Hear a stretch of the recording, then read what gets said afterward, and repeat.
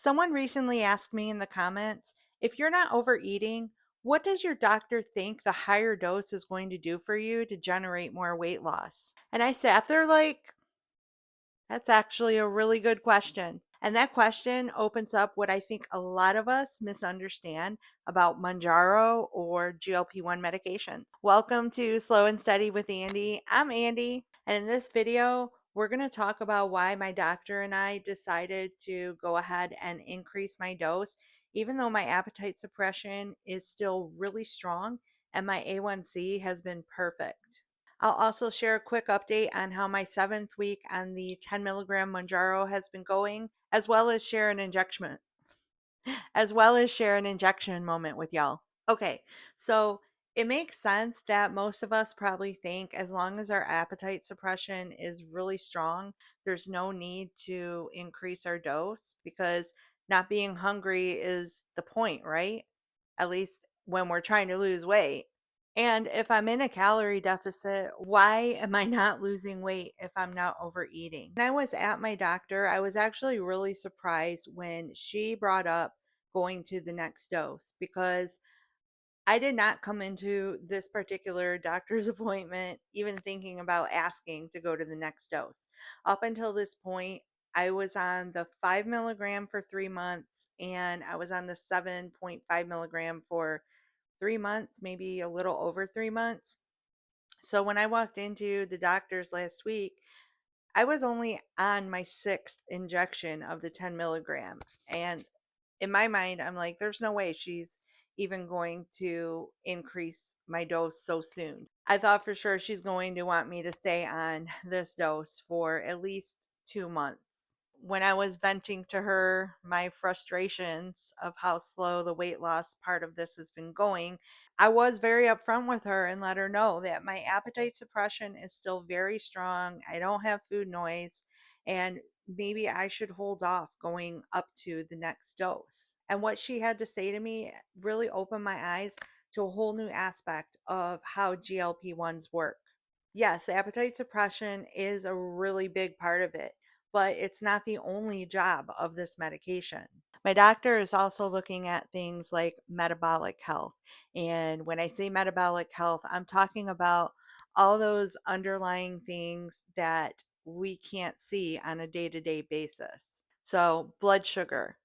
Even though my A1C has been spot on for several months now at 5.4, and even though with my Dexcom, I'm able to keep track of my blood glucose levels 24/7, what those things aren't telling me is how hard is my body working though to have to keep my A1C normal and my blood glucose levels balanced. So yeah, my numbers look really good, but that doesn't automatically mean that everything else is where it should be yet.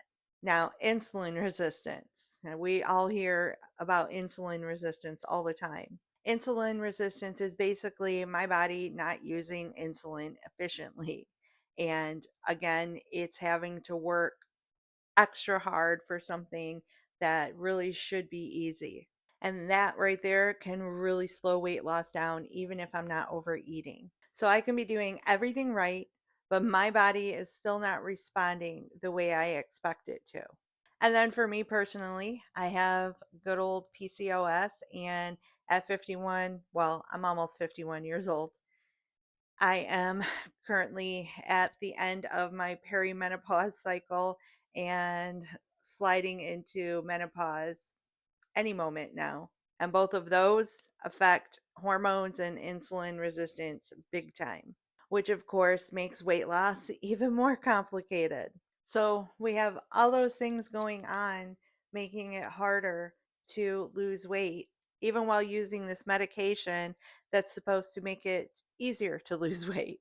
So basically, when my doctor tells me she's looking at how my body is responding to all of those factors, she's not just looking at whether I'm less hungry. She's looking at whether things are actually improving underneath all of that. Appetite suppression is that thing that I can obviously feel, but the metabolic health side of things is something that I don't see. And those two things are not always going at the same speed. So, yes, I am moving up to 12.5. Before I do that, I'm going to go ahead and finish out a couple weeks of the 10 milligram. I explained my reasoning for that in last week's video, but I am feeling a little hesitant going up to the 12.5. And that's because, you guys, 12.5, there's only one dose left. And in my mind, I'm like, what happens after that? What happens if I get to this 12.5 and it's still not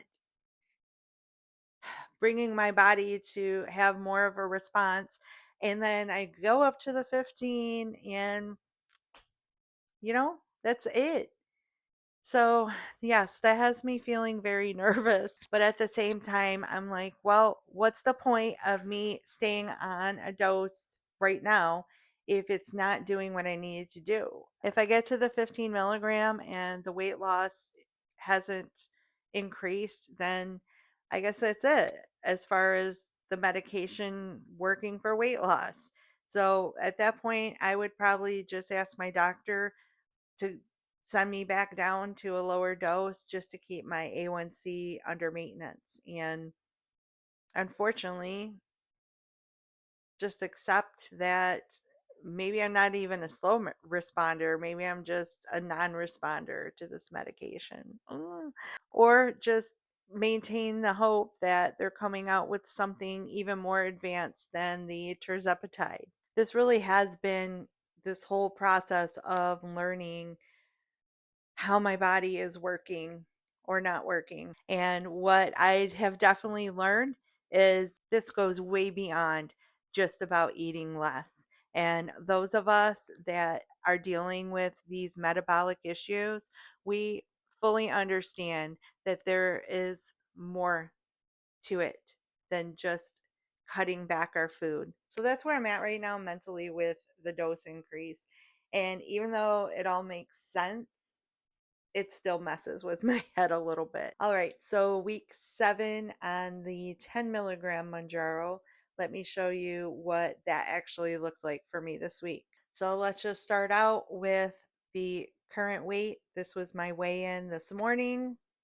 So throughout this week, I was having an increase, and I'm pretty sure that that was just fluctuating water retention going on. And even though it was going up and then coming back down, the final weight this morning was still a little over a pound more than it was last week. But I'm pretty much used to that.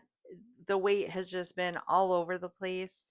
As long as it's staying within like a pound of the week before, I am not really stressing about it. If I see it start going back up again, like several pounds, then I'm going to maybe freak out just a little bit. But we're good. We're good. And hopefully next week I'll be back down to the 235 or hopefully less than the 235. As I told you earlier, my appetite suppression has been great. Food noise relief, beautiful. As far as other side effects, at this stage in the Mounjaro game, my biggest side effect is gas, burps, and farts. If I, to be honest, but I'm I'm fine with that. Maybe my husband might not be so fine with that. Actually, he is. He laughs at me all the time. Just keeping it real, you guys. Speaking of my husband, he has been on a semaglutide GLP-1 compound because his insurance won't cover any of the medications because he's not type 2 diabetic. And I'm pretty excited because he's starting his 1 milligram dose today, tonight, whatever time he ends up getting home and can take it. So I'm just really excited because even though he's noticed the appetite suppression, he still hasn't had significant food noise relief. I think this dose is going to be where he really starts to experience that. And I'm just really excited for him. Okay, so with all that being said, I'm going to take my week 8 injection of 10 milligram Manjaro. And I just want to bring up really quick that I got a lot of comments telling me I'm taking the shot wrong. And I assure you guys that I am not. I did double check directly from Eli Lilly's website, and it is not true that you have to keep your thumb pressed down for the whole time until you hear the second click. A lot of doctors will recommend that for people who might have shaky hands because lifting your thumb up might cause you to lift your whole hand up before the second click. Now, as for having to hold the pen up against your skin even after the second click has already happened, that is also not true. A lot of people do it to make sure because it happens so fast that sometimes you just don't believe it even happened. I know that was my reaction when I started taking the medication because in the beginning I used to inject in my belly and I could not feel the needle at all. So even though I heard the second click, I was paranoid and kept it sitting there just in case I was suddenly going to feel the needle after the second click. But now that I am injecting in my thigh and my arm, trust me, there is no question that that needle has went in and there's no question that that needle has come out. So I'm not doing anything wrong. It just looks fast. If you want to hold that pen down, if you want to keep it up against your skin for 10 seconds, please go ahead and do it if that makes you feel more confident. Anyways, this week I'm going to go ahead and go back to injecting in my arm because I did 2 weeks in a row in my thigh. So I'm just going to clean up with an alcohol wipe and then we will do this.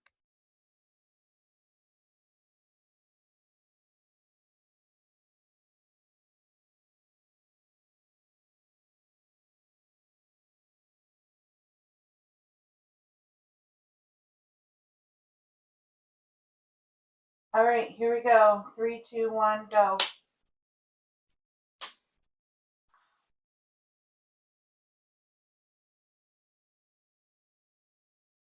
And no liquid left in there.